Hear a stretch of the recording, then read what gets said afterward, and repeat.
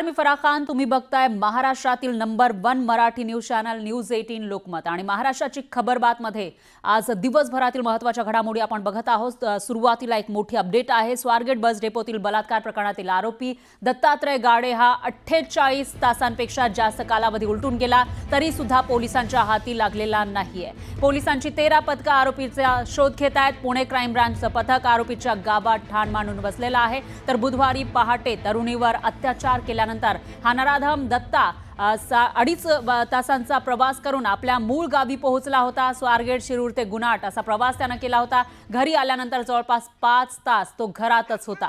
त्यानंतर तो त्याच्या ऊसाच्या शेतात गेला. दरम्यान पोलिसांनी त्याचा शोध सुरू केला. तर गुणाट गावात त्याचं लोकेशन पोलिसांना आढळलेलं होतं. दरम्यान पोलीस आपल्या मागावर असल्याचं समजताच दत्ता गाडे हा फरार झाला. आता 100 पोलिसांच्या मदतीनं गुणाट गावात त्याचा शोध घेतला जातोय. गावातील शेतात जाऊन पोलिसांकडून त्याचा शोध घेतला जातोय. त्याची ही दृश्य आपण बघू शकतोय. श्वान पथकाकडून शोध घेतला जातोय कारण हा आरोपी या गावामध्ये आलेला होता. काही वेळ तो आपल्या घरामध्ये बसलेला होता आणि त्यानंतर तो पसार झालेला आहे. ज्या ऊसाच्या शेतामध्ये तो बसलेला होता तिथं सुद्धा ड्रोनद्वारे शोध मोहीम राबवली जाते. तो कुठे जर झाडाझुडपांमध्ये लपून बसला असेल तर ड्रोनच्या माध्यमातून सापडेल अशी आशा पोलिसांना आहे. दरम्यान 100 पोलीस गुणाट गावात दाखल झाले. त्यांच्याकडून शोध घेतला जातोय.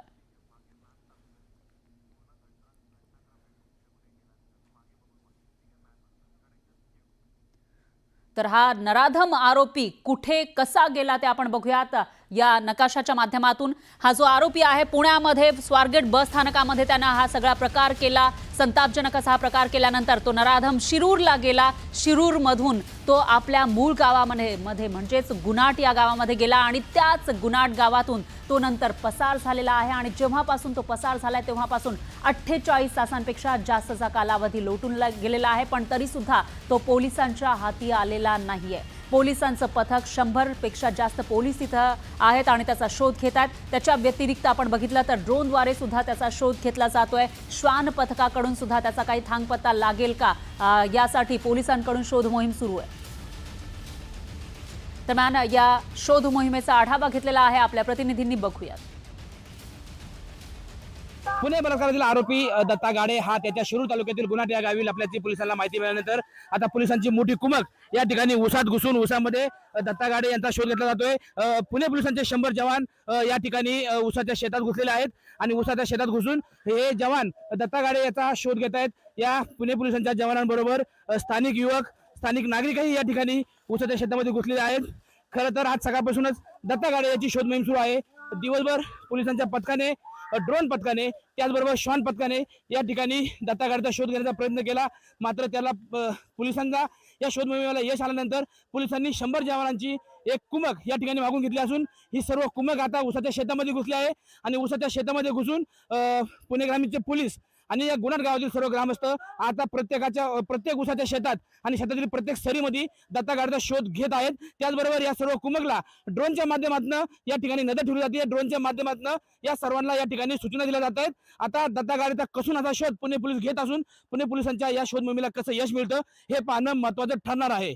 सचिन तोडकर, न्यूज 18 लोकमत, गुणाट, पुणे. तर तरुणीवर झालेल्या अत्याचारानंतर स्वारगेट बस स्थानकातील सुरक्षेचा मुद्दा ऐरणीवर आला आहे. 22 फेब्रुवारीला बस डेपोमधून स्वारगेटच्या वरिष्ठ पोलीस निरीक्षकांना लिहिलेली 2 पत्र व्हायरल होत आहेत. या पत्रामध्ये प्रवाशांच्या असुरक्षिततेबाबत स्पष्टता करण्यात आली होती. या पत्राची ना दखल घेतली गेली ना कोणतीही कारवाई झाली. खासगी एजंट आणि तृतीयपंथीयांकडून प्रवाशांना होत असलेली दमदाटी आणि त्रासाबद्दलची माहिती या पत्रातून पोलिसांना दिली गेली होती. पण पोलिसांनी या पत्राकडे कानाडोळा केल्याचं दिसतंय. त्यानंतर बरोबर 4 दिवसांनी म्हणजे 26 फेब्रुवारीला तरुणीवर अत्याचार झाला. तर पोलिसांनी याकडे वेळीच लक्ष दिलं असतं तर घटना टाळता आली असती अशी चर्चा आता पुण्यात सुरू आहे. मला रात्री 1:30 वाजता तिथले पीआय आहेत ते स्वतः सीसीटीव्ही फुटेजमध्ये देखील दिसत आहेत. ते स्वतः तिथे रात्री 1:30 वाजता एसटी स्टँडच्या आवारामध्ये ते फेरी मारून गेलेले आहेत, इथे पाहणी करून गेलेले आहेत. पुन्हा रात्री 3 वाजता, 3-3:15 वाजता देखील पीआय तिथे रात्री गस्त घालून गेलेले आहेत. त्यांच्या टीम सोबत पाहणी करून गेलेले आहेत. म्हणजे पोलिसांकडनं कुठलं दुर्लक्ष झालं किंवा पोलीस अलर्ट नव्हते असा काही विषय नव्हता. मी हा मान्य करतो ना, जी जबाबदारी ती आमचीच जबाबदारी आहे ना. पोलिसांना पत्र वगैरे आम्ही कुठल्याही प्रकारे दिलं नाही, पण जी घटना घडली ती पोलिसांना सांगायला हवी. आणि शेवटी जबाबदारी आम्ही झटकतच नाही. कसं आहे की शेवटी आमच्या डेपोमध्ये जर कुठली घटना घडली तर ही जबाबदारी परिवहन विभागामध्ये असलेल्या बस डेपोमध्ये घडलेली आहे. त्यामुळे त्याची वस्तुस्थितीची माहिती आणि पुरावे गोळा करून पोलिसांना देणं हे आमचं कर्तव्य आहे. एकूणच जी घटना घडली त्यावेळेस तिथे असलेली यंत्रणा काय करत होती, ज्या पद्धतीनं तिथे चौकशी केल्यानंतर तिकडे जे काही साहित्य मिळालं, म्हणजे 4 बस हे केवळ शोषण करायसाठी, तिकडे महिलांच्या शोषणासाठी या बसेसचा वापर होत होता का, असा प्रश्न मोठा निर्माण होतो. 20-20 सिक्युरिटी गार्ड असताना तिथे एका मुलीवर बलात्कार होतो आणि शासक मात्र आम्ही कारवाई करू म्हणून केवळ ते थापा मारत असतो. तर पुण्याच्या स्वारगेट बसस्थानक बलात्कार प्रकरणातील आरोपी दत्तात्रय गाडेचं राजकीय कनेक्शन समोर आलंय. शिरूर विधानसभेचे आमदार ज्ञानेश्वर उर्फ माऊली कटके यांच्यासोबत आरोपी दत्ता गाडेचे काही फोटो सोशल मीडियावर व्हायरल होत आहेत. नुकतेच झालेल्या विधानसभा निवडणुकीतील विजय सर्व सहकाऱ्यांना समर्पित अशा आशाच्या बॅनर समोर आमदार माऊली कटके यांच्या सत्कारावेळी आरोपी दत्ता सुद्धा हजर होता. त्याचे आमदार कटकेंसोबत अनेक फोटो असल्याचं दिसतंय. तर एवढंच काय, पण नराधम दत्तानं आमदार कटकेंचा फोटोही आपल्या व्हॉट्सअपच्या डीपीला ठेवला होता. एकीकडे हे फोटो समोर आले तर दुसरीकडे दत्ताच्या राजकीय कनेक्शनवरून आरोप प्रत्यारोप सुरू झाले. शिरूरचे माजी आमदार अशोक पवार यांनी यावरून माऊली कटकेंवर निशाणा साधलाय.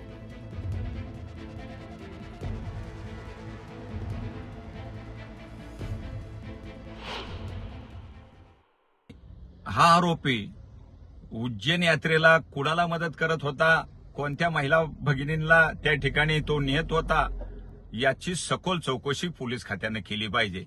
याचे हितसंबंध कोणाकोणाशी होते ते ताबडतोब पोलिसांनी शोधले पाहिजे. हवेली हा मतदारसंघ माझा असल्यामुळे त्या ठिकाणी अनेक जण येत असतात, फोटो काढत असतात, भेटत असतात. त्याच्यामुळे अशा कुठल्याही प्रकारच्या व्यक्तीशी आपला कुठल्याही प्रकारचा त्या ठिकाणी संबंध नाही. मतदारसंघातली लोक असतील किंवा मतदारसंघाच्या बाहेरची लोक असतील, अशी लोक लोकप्रतिनिधी म्हणून दिवसभर भेटत असतात, फोटो काढत असतात. कोणी कुठल्याही पक्षाचा असू द्या, कुणाशी संबंधित असू द्या, अशा प्रकारच्या गुन्हेगाराला गय केली जाणार नाही, एवढंच मी आपल्याला सांगतो. कुणाशी संबंध असू द्या, कुणाशी लागेबांधू असू द्या, हा गुन्हेगार आहे आणि लाडक्या बहिणींच्यावर अत्याचार करणाऱ्या गुन्हेगारांना सोडलं जाणार नाही. तर पुण्यातील स्वारगेट इथं एसटीमध्ये झालेल्या बलात्कार प्रकरणावरून संपूर्ण देशामध्ये संतापाची लाट उसळलेली आहे. या घटनेचे राज्यभर पडसाद उमटतायत. पुण्यामध्ये तर या प्रकरणाचा निषेध नोंदवत निदर्शनंही करण्यात आली आहेत. गृहराज्यमंत्री योगेश कदम यांनी घटनास्थळी जाऊन पाहणी केली. यानंतर त्यांनी पत्रकार परिषद घेत जी घटना घडली ती शांततेमध्ये घडली आणि आजूबाजूला असलेल्या नागरिकांनी याबाबत कळलं नसल्याचं म्हटलंय. तर कदम यांच्या या वक्तव्यावरून राष्ट्रवादी शरदचंद्र पवार पक्षानं त्यांचा निषेध केलाय. गृहराज्यमंत्री योगेश कदम हे